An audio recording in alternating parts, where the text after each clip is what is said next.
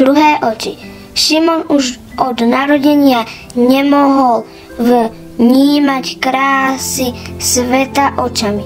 Všetky jeho ostatné zmysly však túžili spoznať celúčičký svet. Na dobrodružných výpravách chlapca sprevádzal strážny anjel Florián. Držal ho za ruku a viedol po nebezpečných chodníčkoch. Aj v ten deň dvaja nerozluční kamaráti utekali ako s vetrom opreteky. Ich kroky smerovali do Betlehema za novonarodeným Ježišom.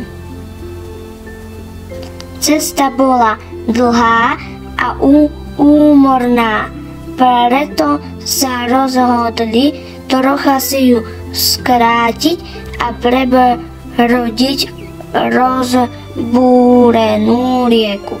Šimon vďaka Floriánovmu našepkávaniu obratne preskakoval z kameňa na kameň.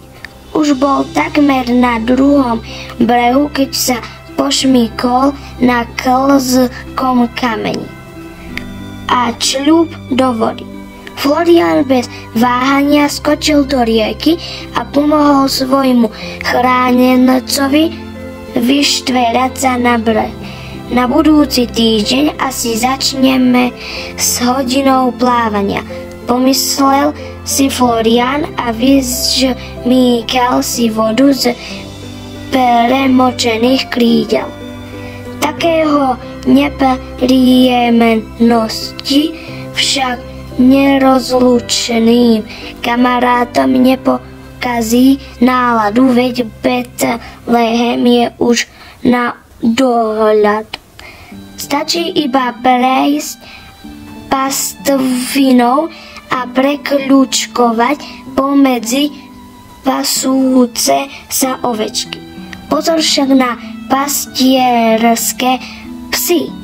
Pred nezvanými hostiami strážia ovce ako oko v hlave. Florián sa vzniesol k oblakom. Z výšky videl celé stádo a jeho strážcov a navádzal Šimona. Raz doprava, raz doľava. Pozor, rýchlo sa skrč, nech ťa nezbadá pastierský pes. Dobre, už je preč, byť zľava jednu ovečku a štrkový chodníček ťa podovedie priamo pred betlehemské brány, pobádal Florián kamaráta. V Betleheme však panoval nevídaný ruch. Ježiška chceli vidieť tak veľa ľudí. Našťastie Šimon nemal nikdy núdzu o nápady, vyliezol na najbližší strom. Pozorne počúval Floriánove rady a rukami a nohami namatával najsilnejšie konáre. Zo stromu na strom preskakoval ako veverička. Ani sa nenazdal a ocitol sa takmer pred maštaľou. Zliezol zo stromu a chytil Floriána za ruku. Skupina betlehemských pastierov dvojici zdvorilo ustúpila z cesty. Florián priviedol Šimona priamo k svätej rodine. Zvládli sme to, Šimon, Ježiško je rovno pred tebou, Ježiš sa mu prihovoril. Šimon vystrel ruky a opatrne sa dotkol malého telíčka.